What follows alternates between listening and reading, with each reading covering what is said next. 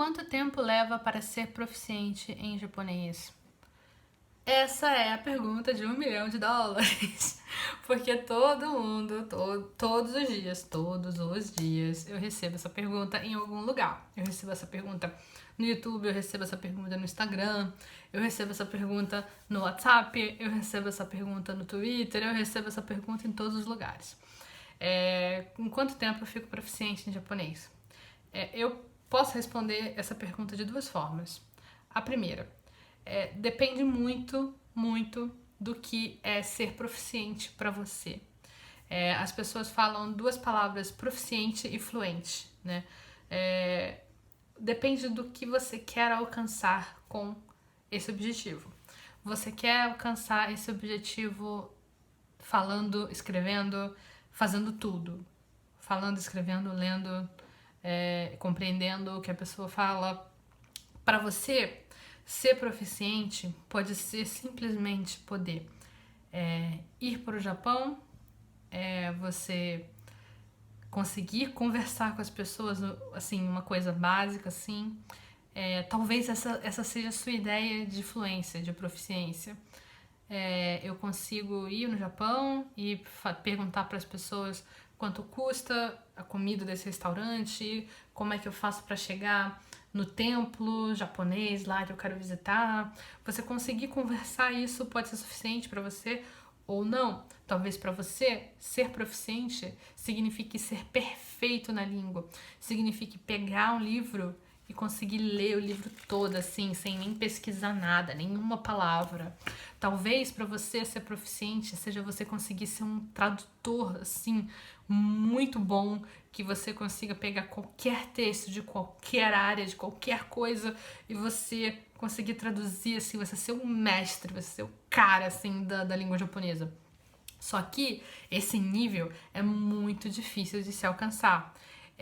Muitas pessoas estudam por anos, assim, 7 anos, 10 anos, 15 anos, e nunca vão chegar assim no nível em que elas vão chegar e conseguir ler tudo sem pesquisar nada.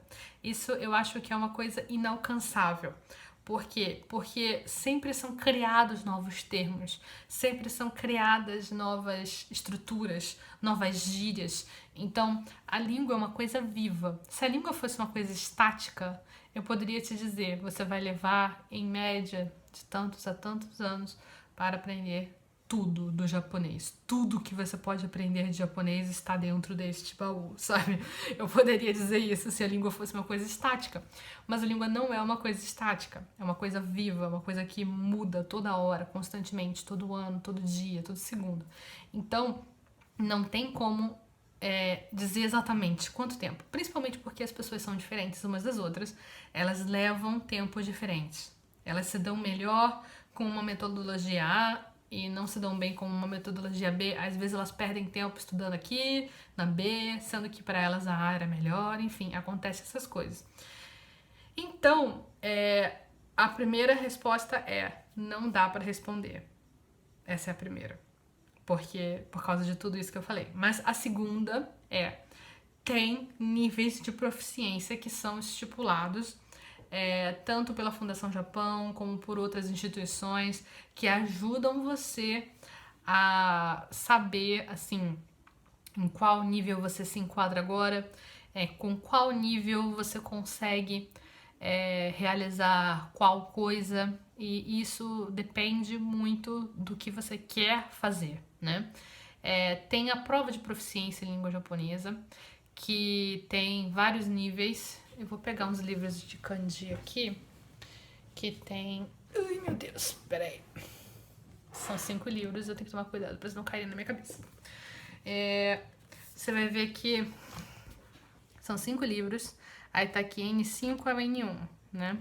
No N5, a gente vai ter o mais fácil. O mais fácil. Você vai começar por aqui, pelo N5. O N1, você vai ter o mais difícil. O mais difícil. Então, são 5 níveis. Eu diria que, se você é um estudante de língua japonesa, você começou a estudar, você vai começar aqui. E você vai ficar um ano aqui. Um ano aqui. Se você estudar devagarinho, Se você é uma pessoa que tem outras coisas pra fazer da vida, além de estudar japonês. Tem gente que não, mas a maioria das pessoas sim. Essa aqui, o N4, é o nível seguinte. O N4 você vai passar outro ano nele. Se você é uma pessoa que você estuda japonês, só estuda japonês, não faz mais nada da vida, talvez você consiga o N5 e o N4 em um ano. Aí você tem o N3. O N3 eu acho que bom você levar um anozinho inteiro, que não queira correr por esse aqui, porque você vai estar, além de usando e aprendendo, você vai estar aplicando o que você aprendeu nesses outros níveis aqui, né? Você passou por esse primeiro degrauzinho, você vai estar nesse degrauzinho, e você vai estar aqui, mas ainda você vai usar e revisar tudo isso aqui que você aprendeu, né? Aí depois, você vai para o N2. O N2 é um nível mais complicado. Tem muito mais conteúdo. O conteúdo, ele não é dividido muito igualmente aqui, sabe? Aqui, você tem que aprender muito mais coisa. Então, tem pessoas que levam 2, 3 anos aqui, tá? Isso aí depende muito da pessoa, depende muito do ritmo de estudos da pessoa. Aí você vai ter o N1, que é um nível, digamos assim, nativo. É um nível que é o nível mais complicado, que é um nível que você tá aqui, você consegue usar não só isso aqui, mas tudo isso aqui. Você consegue ler um jornal em japonês, você talvez tenha que pesquisar algumas coisas, porque é normal, você tá lendo uma coisa, você pesquisar coisas. Você talvez tenha que pesquisar, mas de um modo geral, você já vai conseguir entender o contexto das coisas, você vai conseguir saber o que está acontecendo. Então, aqui nós temos quantos anos? Nós temos uns bons... Vamos ser conservadores. Sendo conservadores, nós temos 1, 2, 3, 4, 5, 6, 7... uns 6, 7 anos estudando japonês.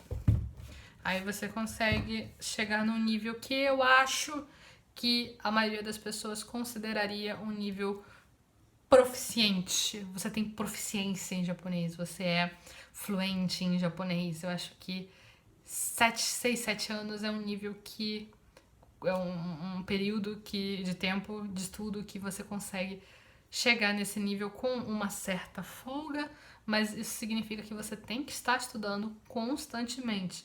Você não pode... Não adianta você estudar um ano e parar, e aí depois voltar num outro ano, e aí você tá 4 anos estudando japonês, mas não conseguir sair do nível 5, porque você não conseguiu estudar o que você precisaria estudar. Então, é estudo constante.